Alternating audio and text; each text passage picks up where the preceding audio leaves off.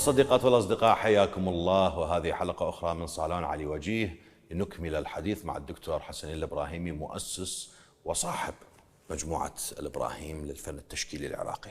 حياك الله دكتور في الجزء الثاني. أهلا وسهلا. وأكرر أنه تعبناك. لا أبدا. ونشكرك على هاي الغابة اللونية اللي نلتقي بها حاليا. احنا الآن في مجموعة الإبراهيمي بنسخة بغداد.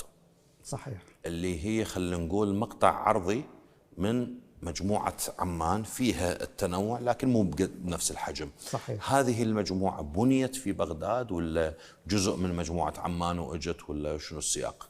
هذه نواتها في بغداد. نواتها. نواتها لو الأصل؟ هو عادة احنا الأعمال اللي نشتريها في بغداد نخليها في بغداد. طيب. وخلال هالسنتين الأخيرة تقريبا 100 عمل رجعنا من مجموعة عمان إلى بغداد. ممتاز. ويعني إذا يصدف نقتني أعمال من خارج عمان، يعني مثلا إذا تصدف من أوروبا ولا غيرها أو لندن أو باريس، فعادة نجيبها إلى مجموعة بغداد لإثرائها يعني تطوير المجموعة في بغداد، باعتبار تدري بغداد هي يعني المنبت والأصل. المنبت والأصل والمهد إن شاء الله. طيب دكتور، فرضا يجي أحد أيا كان، السلام عليكم، عندي هذا العمل لشاكر حسن آل سعيد، شنو الخطوات لتوثيق هذا العمل بحيث يدخل في حيز التداول وأن يقال إنه من مجموعة الإبراهيمي؟ يعني شاكر حسن يمكن يكون أبسط من غيره. طيب. شاكر حسن عنده أرشيف ممتاز وجيد وموثق، وصدرت في حياته عدة كتب. نعم. ومقالات دعمت بأعمال إذا، وعرض في معارض رصينة خارج العراق. نعم. ووثقت هذه المعارض إن كان في الأردن أو في الشارقة، في البحرين، في الكويت، حتى في باريس في معهد العالم العربي.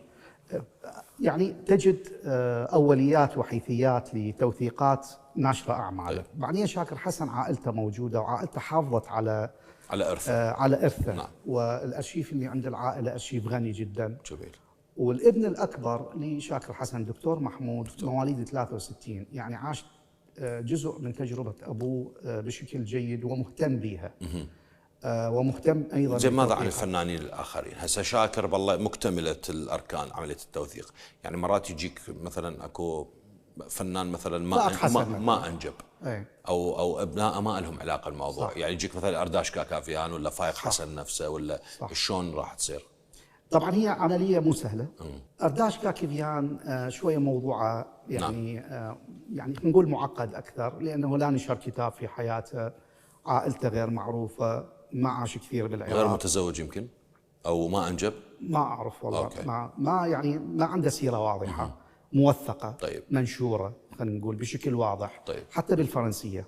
يعني احنا بحثنا حقيقة أثناء تأليفنا للكتاب، لأن عندنا 3-4 أعمال لأرداش كاكافيان، حصلنا 4 أعمال من عدة من جاليري وداد الأورفلي اللي أسس بال83. نعم. صادف أرداش أن عرض عندهم مجموعة أعمال، وهذا الجاليري اللي هو مال ست وداد طبعا احتفظ بجزء من هذه الأعمال، ومن عندهم اقتنيناها.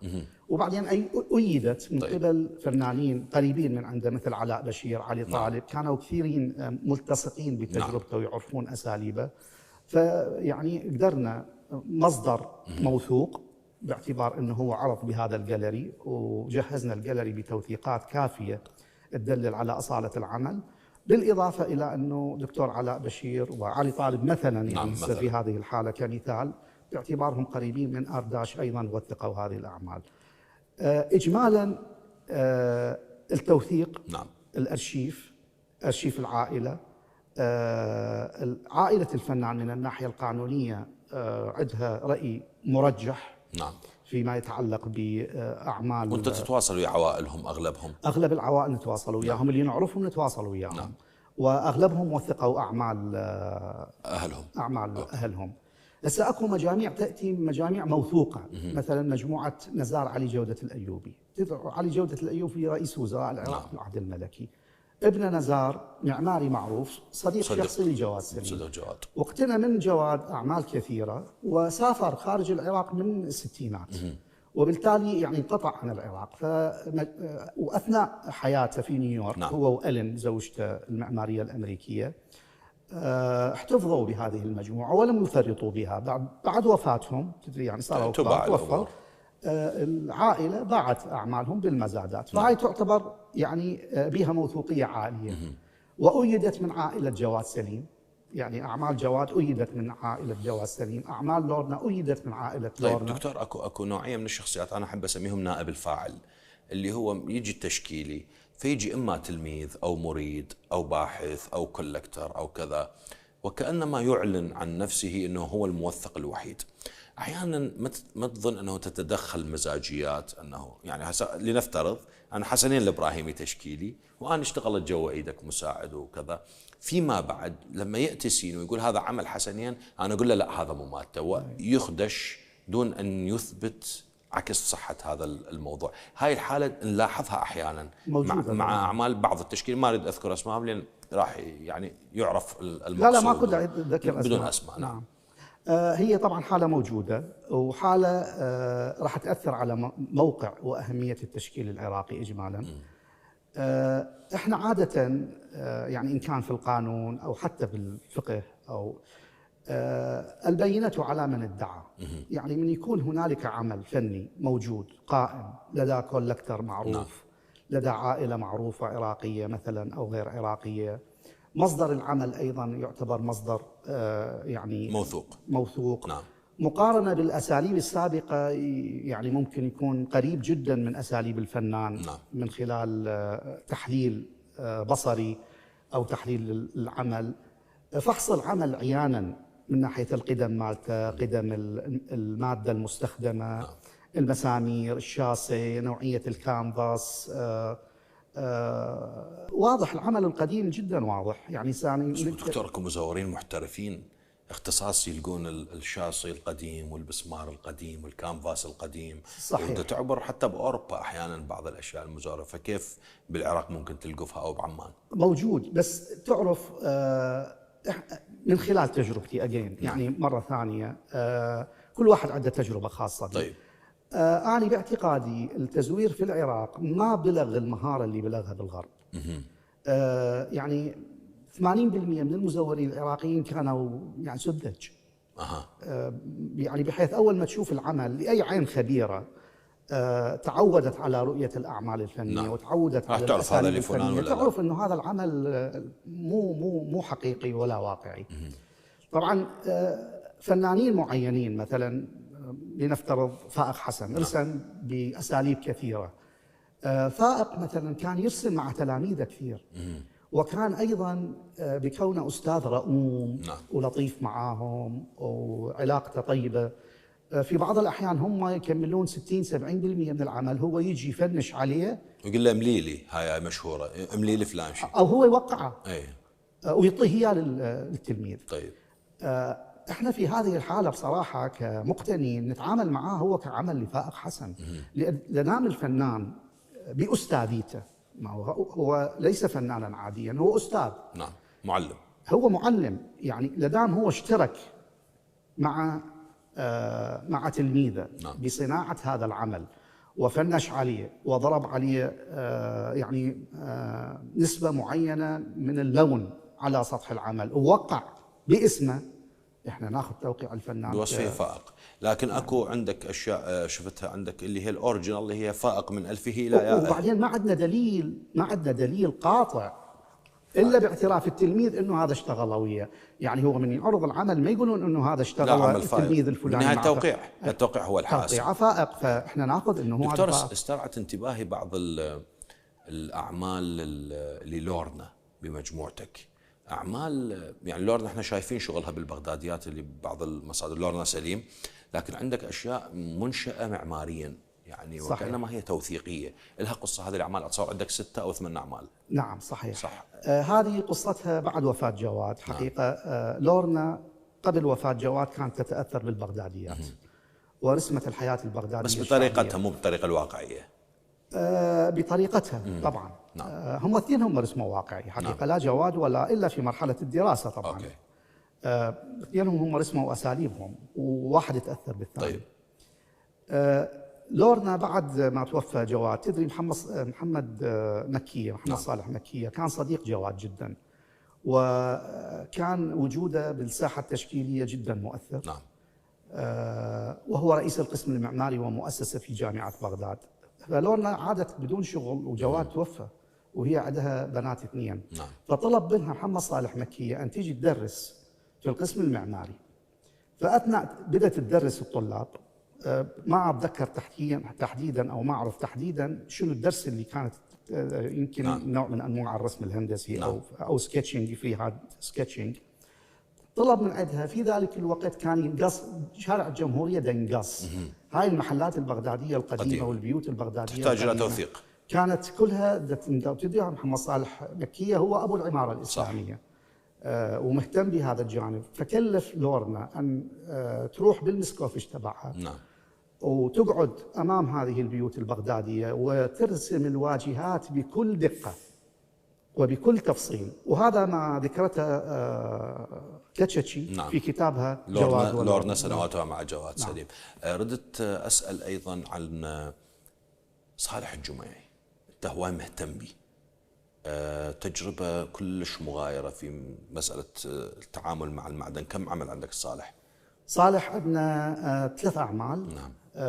شنو امتيازه عن غير النحاتين العراقيين؟ صالح طبعا هو أحد مؤسسي جماعة المجددين اللي تأسست قبل نحو رؤية جديدة. نعم.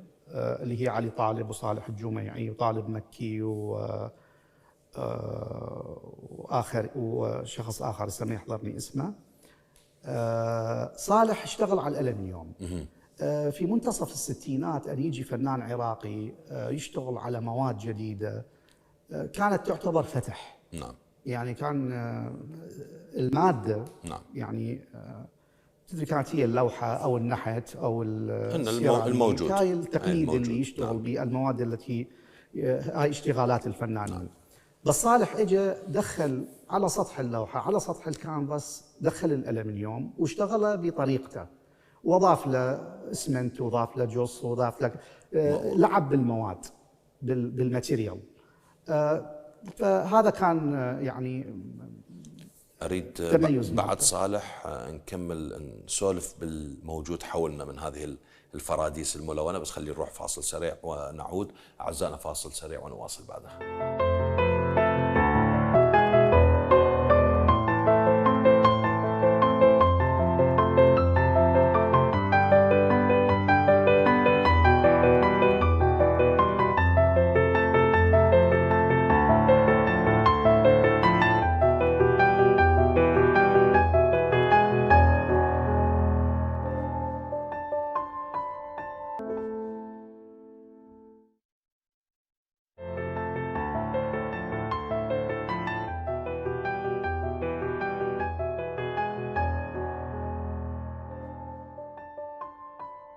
حياكم الله، وهذه عودة مع الدكتور حسنين الإبراهيمي. دكتور، احنا هسه محاطين بنحو 400 عمل خلينا نقول تقريبا، ولو انت ما تحسب ما يصلح. لا ما يصلح. ما يصلح. اوكي.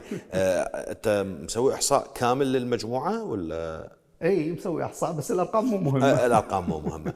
لا، لكن مثل ما تحدثنا انه تقريبا 150 سنة من عبد القادر الرسام الى صديق تشكيلي مواليد 86 مثلا. شفت له عمل في عمان عند حضرتك. خلينا نسولف على بعضهن. انت عندك هنا ماستر بيس لجواد سليم، عمل كلاسيكي واقعي. هذا ما يشبه تجربة جواد سليم عادة، يعني وكانما عمل فيكتوري او كذا. شنو قصة هذا البورتريه؟ جواد تدري رسام موهوب من عائلة فنية، ابوه رسام، اخوته رسامين، هو مهتم بالرسم. طيب. موسيقي بارع. فجواد من الثلاثينات هو يرسم واقعي. من كان عضو في جمعية أصدقاء الفن، هو كان يتبارى مع الواقعيين. يعني وأني أميل أنه هذا العمل رسمه وضرب به عصفورين في حجر واحد. أول شيء هو هذا نموذج لممثل يمثل في ثياتر موسيقي. فيعبر أيضا عن تأثره بالموسيقى واهتمامه في موضوع حتى اشتغل مسرح واشتغل ماكير وصمم بعض اللوكيشنات. نعم. وثانيا راد يبرز خلينا نقول مهارته في الرسم الواقعي. نعم. وأميل بدون دليل طبعا. نعم. أميل أنه هذا العمل عرض في المعرض الأول لجواد سليم اللي أقام في دار أهله واللي افتتحها عبد القادر الرسام على هامش تأسيس أصدقاء الفن، جمعية أصدقاء الفن. طيب. لأنه جواد بعد خروجه من العراق وذهابه إلى روما ثم ذهابه إلى باريس وبعد ذلك بعد الحرب العالمية الثانية ذهابه إلى لندن، اختط لنفسه أسلوب آخر أو أساليب بمعنى أدق. أو يعني بدأ ينحت أساليبه الخاصة. طيب. ما عاد مهتم كثير بالأسلوب الواقعي إلا ما تمليه عليه الدراسة. نعم. أنا ما أريد نتوقف كل شوية كل عمل، أريد أسولف. أنا بدي أسولف طبعا بكل الأعمال بس ما ترهب. أريد أسألك على عمل غريب لنجيب يونس يعني 11 قطة. صحيح. ومخيف وما يشبه نجيب يونس. نجيب يونس عادة نلقى به زقاق موصل مجموعة أسواق شعبية وكأنما هو نسخة يعني موصلية من فرج عبو ولا حافظ الدروب إلى حد ما. هذا عمل غريب هذا، سواء كان بالتقنية أو بالموضوع. صحيح. والمواد صحيح. حتى ما أعرف شنو اللي خاله على السطح. هو ظاهر مستخدم نوع من أنواع الحجر الناعم. نعم. البيس كورس. أوكي. أو شنو قصته هذا منين اقتنيته دكتور؟ هذا اقتنيناه من مجموعة وداد الأورفلي، من جاليري وداد الأورفلي القديم نفسه اللي موجود في بغداد. واللي انتقل إلى بيته في حي الجامعة فيما بعد إلى عمان.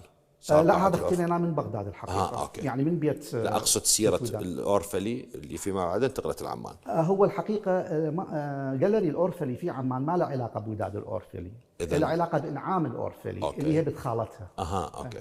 فجاليري الأورفلي في بغداد هو أقدم جاليري، ووداد الأورفلي تعتبر أقدم جاليريست في خلينا نقول بالثمانينات، لأن تأسس الجاليري بال83. نعم. وكان عبارة عن يعني ملتقى ثقافي وموسيقي وكذا وفني وسوى معارض لأغلب فنانين الستينات والرواد. هذا العمل كلش غريب دكتور، كلش استرعى انتباهي. عمل غريب، وإحنا أيضا أثار استغرابنا. طيب. وسألنا عليه كثير بس حصلنا عليه تأييدات كافية. طيب. وإذا ما تخوني الذاكرة أتصور العمل أيضا منشور في أحد كتالوجات أو فولدرات الفنان. طيب.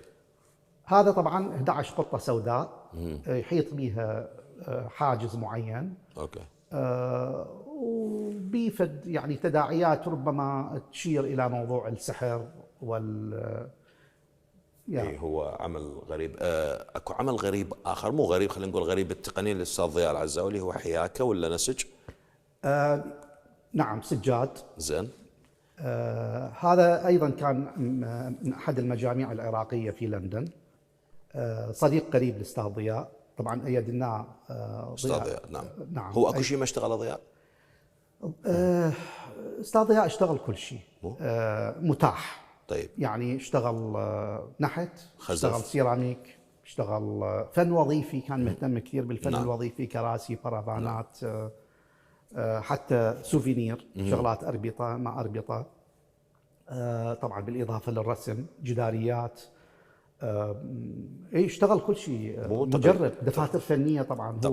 هو أبدع. أغلفة، رسوم توضيحية، كتاب الأزياء، كتب شعر، كتاب أزياء. زين. النحت أنت طبعا الجميل أنه أنت مهتم بكل شيء يخص التشكيل. يعني النحت له حضور مثل الخزف، مثل الرسم، مثل صح. الأشياء الثانية. شفت عملين غريبات أيضا لميران السعدي. صح. ميران يكاد يكون ما موجود في الذهنية العراقية كلش بقدر مثلا أستاذ محمد غني حكمت، لأنه بالفضاء العام عنده فقط ساحة النسور وعنترة اللي كان في مرحلة معينة بالزوراء. دكتور أنت بساحة عنترة بالبداية العربية. لا، أكو عنترة أيضا اشتغل بشكل تجريدي كان بالزوراء.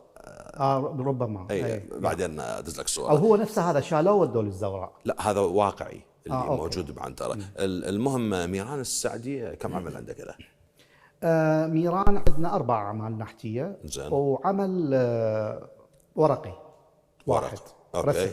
زين. شنو قصة نصير شمة؟ معجبة بنصير شمة ولا لا؟ نصير شمة جميل حمودي. جميل لكنه وجه نصير شمة. أستاذ الموسيقى. بوست، احنا نسميه بوست. نعم. اللي هو يعني العمل الخزف والبرونز. جميل حمودي تم التركيز أكثر شيء عليه رساما مو نحاتا. طبعا جميل حمودي موثق في الحركة التشكيلية العربية من أوائل الحروفيين إن لم يكن أولهم. نعم. مديحة عمر طبعا هي أول حروفية، بس ربما يكون جميل حمودي أول من نظر للحروفية العربية. بس اشتغل نحت أيضا. أنت عندك أعمال مديحة عمر شفتها بعمان، هنا أنا عندنا أيضا 5 أعمال صغيرة. نعم. طيب منعم فرات هذا الكائن الغريب، لا هو كائن غريب، يعني ربما كان ليمر بحياتنا مرور عابر، يمكن ربما لولا أستاذ نور الراوي اللي كتب عنه ونظر وأكرم فاضل. وأكرم من عرف به أول؟ هم اثنينهم. أكرم فاضل كان أتصور مدير الآثار دائرة الفنون الشعبية أو الفلكلور الشعبي في وزارة الإرشاد بالستينات. أوكي. حسب ما يروي نعم أنه كان يمر دائما في شارع الرشيد يلقى رجال معقل فارش كائنات الغريبة وعليها صخر منحوت ويبيعها للمارة ب30، تدري يعني بالستينات. طيب. فاهتم بهذا الفنان، سأله قال له أنت منه، عرف نفسه وكتب نعم. عنه أكرم فاضل كتاب كامل. نعم. هو ونور الراوي. بعدين بدأوا يأخذون منتجات منعم فرات إلى تدري كان العراق نشط. نعم. في المشاركة بالمعارض العالمية. العالم مهتم جدا بما يسمى بالفن الفطري. نعم. بدأوا يأخذون أعماله على مستوى عالمي، وكان هنالك معرض للفن نعم. الفطري العالمي في إيطاليا. منعم فرات حصل الجائزة الأولى وكتبوا عنه نقاد إيطاليين، وكل هذا الكلام موثق في هذا الكتاب اللي صدر عن وزارة الإعلام. منعم فرات فنان فطري اسمه. نعم. ردت أسألك أيضا عن الأعمال ست هناء مال الله، أنت مهتم بتجربته بحيث شفت أشياء حديثة وأشياء صحيح. من التسعينات. هل تكاد تكون هناء مال الله هي المشتغلة على الرمز والعلامة والإشارة، في حين خلينا نقول يحفل معظم المشهد النسوي التشكيلي العراقي بالتزويق والأنوثة وهذه المسائل؟ هناء مال الله هي فنانة باحثة. طيب تقدر تشرح لي هنا باحثة؟ أحسها تحتاج منقبة. تنقب بالأشياء، تقرأ كثيرا، مهتمة كثير بالآثار العراقية، ومهتمة أيضا بالمآسي والنكبات اللي مرت نعم. على العراق، وتحاول تحول هذه الاشتغالات إلى طريقة معاصرة تكون مقبولة عالميا. طيب. فهذا هو يعني أحد الامتيازات اللي تمتعت بها هناء مال الله بعرض هذه القضية من زاوية الفن النسوي وبطرح مختلف. طيب. ولهذا احنا مهتمين بها. طبعا تعرف هناء مال الله كانت تلميذة مقربة للأستاذ شاكر نعم. وتأثرت كثير بأعماله، ولو هي بعدين يعني أخذت استقلاليتها. بس دكتور، مرات أكثر من تجربة لفنان واحد تكون أميل عاطفيا للتجربة ولا للتوقيع أن هذا عمل فلان، لو حسب الفنان؟ لا، أنا عادة لا أقتني عمل لا أحبه. يعني لازم أكو يصير عندي في التواصل شخصي مع العمل. لهذا كان هذا الهدف مع هذا الكتاب، أنه أنا أكتب عن كل عمل يعني مشى وياي في رحلة الاقتناء منذ أكثر من 25 عاما. نعم. ولهذا كل عمل أنا عندي صلة شخصية وياه. يعني واحدة من الأشياء اللي انتبهت لها أنه الأستاذ فيصل العيبي عندك إلى أعمال من تجربته عن السجين السياسي، بس ما شفت له أعمال عن البغداديات لو أكو بعمان ولا؟ ما عندي حقيقة. هو هذا المستغرب. أنا اهتمامي أكثر بتجربة يعني أستاذ فيصل. طبعا أستاذ فيصل له كل الاحترام نعم. والتقدير ولفنه، بس تعرف أنا مقتني عندي يعني يعني اهتماماتي الشخصية طيب. وتفضيلاتي الشخصية. يعني أنا أميل إلى تجربة أستاذ فيصل التعبيرية السياسية أكثر مما أميل إلى تجربته في نقل الجماليات والمدينة، الجماليات والشعبية العراقية. إسماعيل فتاح الترك عندك إلى كل هواية أعمال شفته هنا كثير، وأيضا في عمان كثير. صحيح. مهتم بشتى الأشياء. يعني أنا شفت ما يشبه الركن العائلي اسماعيل الفتاح الترك، وزوجته ايضا لها ليزا الترك ايضا، وفنانه اثرت بطريقه كبيره على الفن العراقي او على عدد من الفنانين دون تم الاشاره النقديه لهذا الموضوع. تجربه اسماعيل يعني منين منطلق الاهتمام بها؟ يعني شخصيا انا افضلها طبعا. اسماعيل فتاح علم وقامه كبيره نعم. في عالم النحت العراقي. طيب. ربما يقول بعض النقاد انه النحت العراقي مر عليه قامتين كبيرتين، اولهما جواد طيب اللي يتمثل بنصب الحريه، والثاني اسماعيل فتاح اللي ايضا تجسد بنصب الشهيد. نصب الشهيد. فطبعا اسماعيل فتاح شخصيه بارزه في النحت، وايضا رسام مجد وبوهيمي على الصعيد الشخصي، واستاذ فن، ومن القلائل من الاساتذه القلائل اللي ارتبطوا تلاميذه بارتباط عاطفي. يعني كان عنده صله صداقه وصله اخوه بينه وبين تلاميذه. تجاربه النحتيه تثير اهتمامي، وهي معبر حقيقي ايضا عن الحاله العراقيه اثناء وجوده، على الرغم انه اسماعيل كان جدا قريب من الوضع العام في العراق ونفذ كثير مشاريع مع الحكومه، بس ايضا كان عنده رؤى كمثقف. مجموعه الاعمال او مجموعه الابراهيمي بشكل عام هي مجموعه اوريجينال. الاعمال الجرافيكيه اللي هي يعني تطبع وتوقع من قبل الفنان ب10 نسخ، ب5 نسخ، ب20 نسخه، تهتم بها لو عاده اميل للاوريجينال لو ايضا حسب الفنان؟ الاعمال اللي احنا نسميها مالتيبل برنت او جرافيكيه، كان ليثوغراف او سيل سكرين طيب. او غيرها او ديجيتال ارت، عندنا موجوده بس ما تمثل كثير. يعني احنا نميل الى الاعمال الاوريجينال، القطعه الواحده الاصليه طيب. ذات النسخه الواحده. بس في بعض الاحيان اكو تجارب مهمه، مثلا تجربه استاذ ضياء فيما يتعلق باوماج اوف بغداد تو بغداد. مثلا هو الفنان طبعها على السيل سكرين مالتيبل برنت طيب. فكانت يعني محط اهتمامنا واشترينا المجموعه. هل هناك ثغرات لم تملأ حتى الآن في مجموعة الإبراهيمي؟ الفن العراقي بحر كبير طيب. حقيقة، وذاكرة عميقة، وتلخص، هو صح عمره 120 سنة 150 سنة، بس هو الحقيقة يلخص حضارة وادي الرافدين والحضارة الإسلامية في العراق، ويلخص كل ما مر بهذا البلد من بوتقة معرفية حوت الشرق.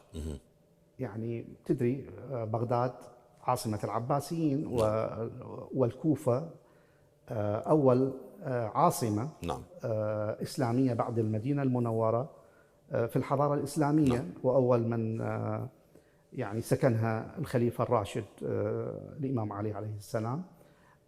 فهاي المدينتين كانت ملتقى لكل سكان الشرق وبوتقة ثقافية. والفن تحول أيضا لهذا الفن العراقي، المعرفة التي تحولت لاحقا إلى فن. ما هو الفن لا يمكن أن يكون بدون معرفة. جميلة هاي المقاربة. دكتور خلينا نروح فاصل سريع ونعود. أعزائنا فاصل ونواصل.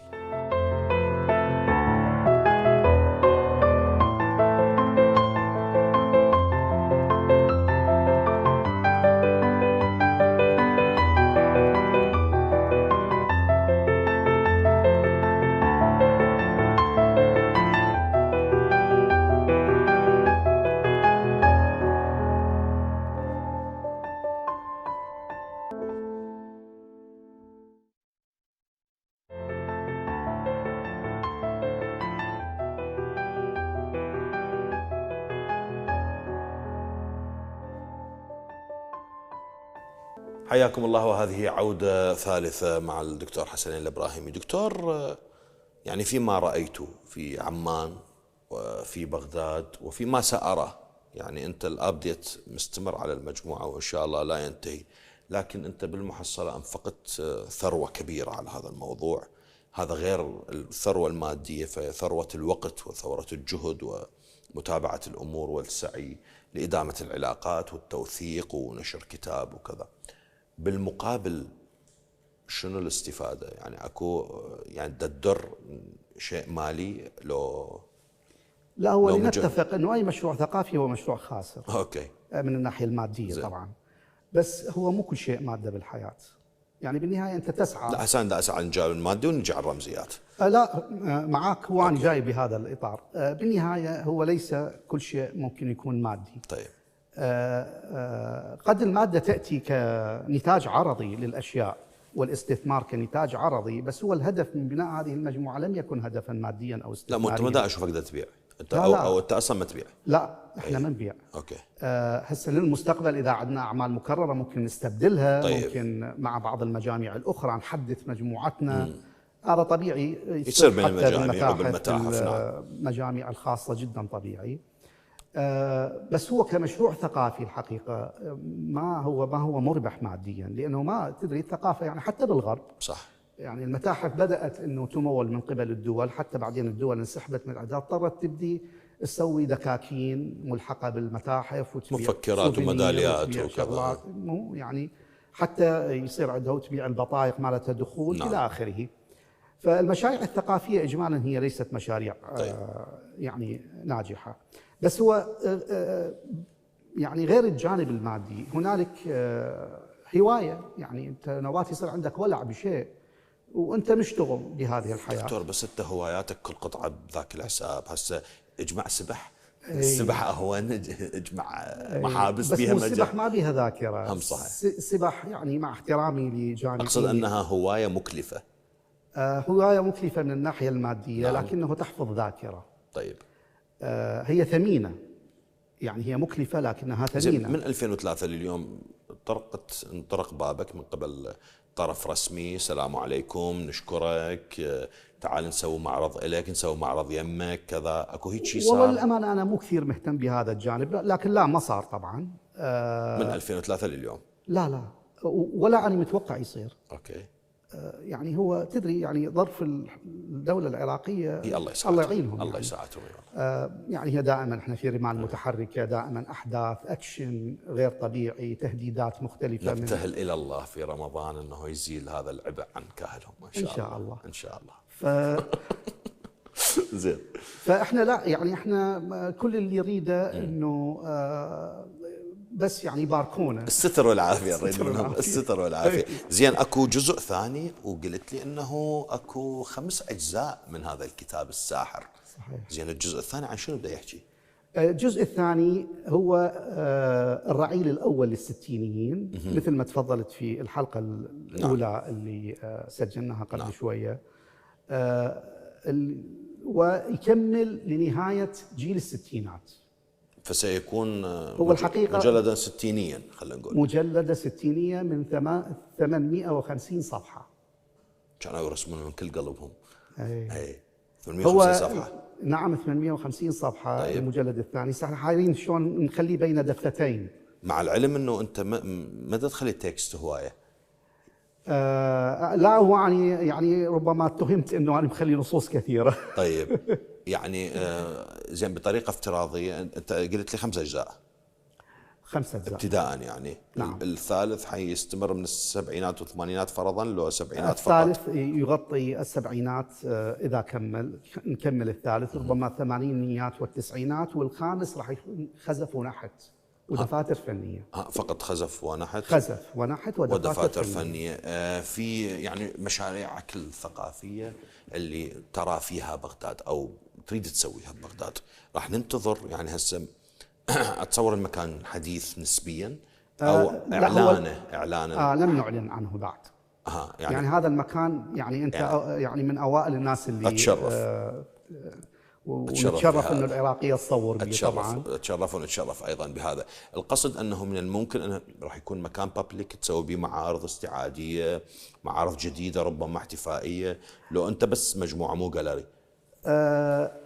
هو احنا خلينا نسمي نفسنا مؤسسه ثقافيه. طيب. المؤسسه الثقافيه ترعى الفن التشكيلي ضمن رؤيتها. احنا رؤيتنا تركز على الفن الحديث. زين. وليس الفن المعاصر. نعم قد يكون لدينا بعض الأعمال لفنانين معاصرين، بس إحنا مهتمين بجمع الذاكرة التي كادت أن تندثر. شلون تتعاملون من يجيكم عمل هو منهوب من ما كان يسمى بمركز صدام للفنون. نسلمه فورا. يعني اذا صار ضمن مقتنياتنا، مثلا اشترينا عمل احنا ما نعرف هذا، بس لان الخبراء قالوا هذا مثلا، كما سلمنا احنا. سلمتوا اعمال لوزاره الثقافه؟ سلمنا عمل واحد حقيقه. اوكي، يا هو لفائق حسن. اتصور البورتريه الكردي. بالضبط. يعني هم ذاكرتي زين، المفروض اشتغل وياكم دكتور والله، مو بالعراقي. زين، بالمحصله انه ننتظر نشاطات هنا ان شاء الله. هنا شنو؟ هنا راح ننتظر النشاطات هنا. اي ان شاء الله. احنا ناويين اول افتتاح في اكتوبر. زين. او ربما يكون قبل هذا، لان في اكتوبر ناويين نسوي معرض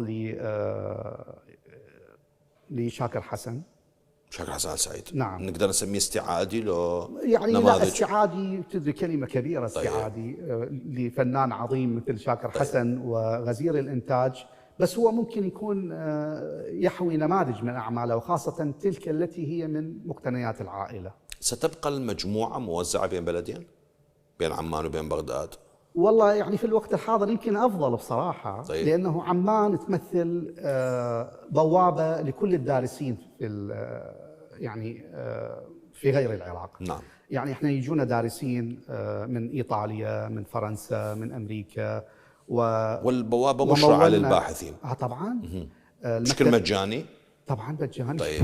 لا انا استفسار، انا ادري بها مجاني، بالعكس تشربنا قهوه وشاي وكذا، اعرفوا بهذا الشيء، بس يعني غير بسولف على التجربه. لا احنا الحقيقه طلاب الدكتوراه الاجانب اللي يكتبون عن الفن العراقي نستضيفهم ونوفر لهم مكتب وسكانر، ولمده شهرين و3 نعطيهم كل المصادر اللي يبدوها، ويسوون سكان وياخذون معاهم ارشيف ضخم. اكو عمل اكو عمل، يعني هاي بها كلام بس ورا الحلقه، هاي نسولف بها. هاي انت مسوي مشروع خيري كانما. اكو قطع فنيه معينه تتمنى لو انها كانت في مجموعتك؟ اي طبعا اكيد. من مجاميع خاصه، من مجاميع زميله، لو مجاميع دوله؟ لا احنا المجاميع الخاصه ان شاء الله، الله يبارك لهم فيها ان شاء الله. اي اوكي. بس نتمنى يعني اعمال اكثر لجواد طبعا، لانه ما يعني صارت جدا نادره. زين. نتمنى اعمال اكثر ايضا طبعا شاكر حسن. انت ما تشبع من شاكر، تحب الشاكر؟ اي طبعا. شاكر يعني شاكر فلته بصراحه. اي والله فلته. اي يعني حج ابو محمود. شاكر نظر يعني صاغ المعرفه الاسلاميه ورسم علاقتها بالفن التشكيلي. زين. بطريقه حديثه، اللي هي هذه عمليه مو سهله ابدا. منو من الفنانين اللي عندك مفضلين شخصيا جدا، مو كتملي ثغرات بالذاكره؟ اكو فنان انت تتونس على اعماله، حتى اذا تزعل لك 50 فنان صديق، خلينا نذكر لنا كم اسم، ما فيها شيء. والله أنا كثيرين مفضلين عندي. طيب. حقيقة يعني يعني مثلا ضياء طبعا أحب أعماله، علي طالب أحب أعماله كثير. علي طالب هو قطعة غريبة في جدار الفن. علي طالب يعني كثير أهتم بأعماله. أهتم بأعمال محمود العبيدي مثلا. يعني كثيرين والله قد لا يحضرني، مع الاعتذار لجميع الفنانين. اوكي، انت مهتم بالدفاتر الفنيه جدا، حدثني عن هاي المجموعه اللي عندك. والله هو ليس مثل اهتمام ضياء العزاوي طبعا. ضياء ينتجها ويجمعها. يعني ضياء عنده اكبر مجموعه للدفاتر الفنيه في العالم، للفن العربي في العالم. سوى بها معرض في متحف اشموليون في اوكسفورد، اللي هي رسم الشعر. بس هاي كانت نتاجه مو نتاج الاخرين. لا هذه نتاجه هو والآخرين ونتاج الآخرين. طيب. يعني من مجموعته الخاصة. مجموعتك أنت منو تضم دفاتر لمن؟ عندي كثير دفاتر، عندي يعني نزار يحيى، محمود العبيدي، محمد الشمري، هيمت، ستار لقمان، خالد وهل، ضياء، علي طالب، رافع الناصري، يعني عديدين. زين. انت تأذي اللي يحب التشكيل دكتور، بس بطريقة ما كنا نطمئن على هذه الذاكرة لما تكون بحوزتك صدقا. يعني ان شاء الله يقدر. يعني اتمنى انه هذه المجموعة تكبر وتكبر، لانه بالنهاية هي انت بطريقة ما سفارة غير معلنة للثقافة العراقية بين عمان وبين بغداد، ونتمنى انه هذا المكان يكبر وتتضاعف هذه المجموعة. شنو بعد اريد اسألك؟ شنو بعد؟ هواية أسئلة يعني صارنا نسولف تقريبا ساعتين واكو بعد في ذهني اسئله، لكن كيف تتعامل يعني؟ هل صار مره انه اخذت عمل وطلع مزور، او كيف تتعامل مع المزورين؟ انا اتفق مع، طبعا اجمالا احنا عندنا ارت ديلرز او يعني مدراء اعمال ولا ايه يعني متخصصين ببيع وشراء الاعمال الفنيه. طبعا دول نسوي لهم نسال عليهم على الثقه. طيب. على تدري انت بس تدخل بالتجاره اكو ناس سمعتها زينه وسمعتها نص نص، ولا واكو ناس يعني هو مختلف عليه. نص الناس يقولون زين، نص الناس الاخر يقولون مو زين. فانت بالنهايه لازم عندك نظره موضوعيه. طيب. وتتحمل مسؤوليه يعني قراراتك. فاحنا نسوي طبعا سيرفي او يعني خلينا نقول استبيان او بحث عن هذا الارت ديلر، نعتمده مثلا بالمجموعه، نقول هذا ارت ديلر معتمد. جميل. ضمن يعني معايير معينه. ماكو احد ياخذ 100% استاذ علي للامانه، بس حتى الموثوق قد يقع في خطا ويشتري شيء مزور. لا طبعا وارده جدا. صارت وياك؟ اهم المتاحف واهم المجاميع الفنيه. طيب. وقعوا بها يعني جدا. تحدث بارقى العوائل. تحدث نعم بأرقى العوائل وبأرقى المتاحف. اوكي. صارت وياك؟ طبعا كثير من المرات صارت وياي. بس انا عندي شرط مع الارت ديلر، هذا المهم بالموضوع، انه احنا بامكاننا ان نرجع هذا العمل في اي وقت. في اي وقت بنفس سعر الشراء. او نستبدله بعمل. اوكي. فهذه يعني هذا الشرط اللي يحترموه دول الارت ديلر مكتوبا. طيب. لان احنا كل ما نشتري عمل عندنا اتفاقيه بها شروط، يعني مو بيع وشراء وانتهى الموضوع. بها وصف العمل، صوره العمل، تاريخ العمل، قياسات. صرت جهه توثق الاعمال انت غير اعمالك؟ لا احنا لا نوثق. لا ذاك اليوم قرأت شيء انه له علاقه بعائله شاكر، انه هي خولت. احنا مخولين باداره وتشاور معنا كمؤسسه فيما يتعلق بأرشفة وإصدار منشورات وإصدار الكتالوج ريزوني. وإحنا صرنا مثل الوسطاء بين المؤسسات الثقافية العالمية والمتاحف العالمية والمزادات العالمية وبين عائلة الفنان فيما يتعلق بتوثيق أعمال شاكر. بس مو إحنا نوثق أعمال شاكر. نحن لا نستطيع توثيق أعمال شاكر، لأنه لدام عائلة شاكر موجودين. نعم. إن شاء الله يحفظ الجميع ويطول أعمارهم. هم المسؤولين قانونا وشرعا زين ككولكتر، وهم الذين يقولون الكلمة الفصل في هذا الموضوع. بس أنت هسه ككولكتر، كقارئ، كصاحب مجموعة، كيف ترى الفن العراقي بلحظته هذه بطريقة مجردة وموضوعية؟ هل هناك ما يستحق الاحتفاء به؟ والله نعم، دائما ما هناك. المشهد الحالي مو الإرث. لا الحالي. أنا طبعا يعني ضعيفة معلوماتي في الفن المعاصر، مو مثل الفن الحديث، لأنه احنا تخصصنا فن حديث، يعني اللي هو فن الأساتذة يعني إن صح التعبير، ستينيين سبعينيين إلى حد ما. الفن المعاصر لدينا بعض الأعمال، بس يعني تركيزنا على الفن الحديث. طيب. الفن المعاصر هنالك تجارب جديرة بالاحتفاء وجديرة بالاقتناء أيضا في مرحلة ما. ربما لقيت عندك أعمال لسيروان وأعمال بس أغلبها أعمالهم القديمة. أعمال قديمة. طيب. نعم، يعني إحنا مهتمين. لا بلحظتها، يعني أنت ذاك يوم لاحظت لك جولة بين عمان، بين دبي، بين بيروت، أتصور قبلها كذا. صحيح. لعروض أو لحضور معارض معينة، كانت لرياض نعمة واللي صادرة كويش وكذا. هذا شنو دا يمتاز الفن العراقي حاليا؟ لأن أنت دا تروح ودا تشوف ويا فن أردني وفن سوري وفن مصري إلى آخره. الفن العراقي طبعا تجربته قاسية، وبالتالي المعاناة والنكبات تخلق إبداع. نعم. يعني ربما تكون أحد المضاعفات الجانبية الجيدة أنه للمعاناة والنكبات أنه في بلد مثل العراق ثري بمواهبه وثري بأرضيته المعرفية وعمقه المعرفي، انه ينتج ابداع مميز. هذا مو احنا شهادتنا مجروحه بالفن العراقي، بس هذا ايضا شهادات النقاد العالميين والنقاد. بس مع الاسف الفن العراقي يعاني من عدم وجود اداره إدارة الفنان ما يدير.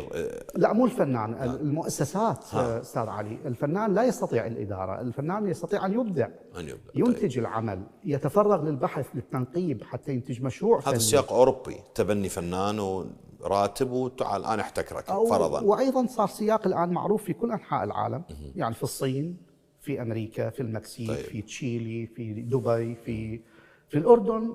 الفنان يتفرغ إلى فنه ويتعاقد مع جاليري، يتبنى إدارته، يتبنى تسويقه، يتبنى احتضانه، يتبنى رعايته، يتبنى تمويله، ويتحمل مسؤولية الاستثمار في أن يستطيع أن ينهض بهذا الفنان وبفنه وأن إلى مستويات تتناسب مع السوق وتعود عليه بالربح. دكتور أنا جدا أشكرك أولا على مجيئك وتعبك من عمان لأجل الصالون، وجيتك على عين وعلى بغداد مدينتي. على عين وعلى الراس. لا متذكر كنت ببغداد فقلت لي جاي على مودي، وهاي شيء كلش يعني لي. وشكرا على كل هذا الجهود، شكرا على هذا الجمال وعلى هاي الساعتين، ويعني أشكرك جدا على كل شيء دكتور حسن. أبدا أستاذ علي، أنا مسرور جدا للحوار معك، أنت محاور رائع. أتشرف. وقلت لك أكثر من مرة يمكن الحوار معك متعة، وشكرا لكادر العراقية كل الامتنان، الشباب اللي كل الامتنان وقفوا ساعتين ونص 3 ساعات تعبناهم. الشكر لك، وشكرا لقناة ونتمنى توسع هذه المجموعة لتلون كل العالم إن شاء الله. شكرا جزيلا.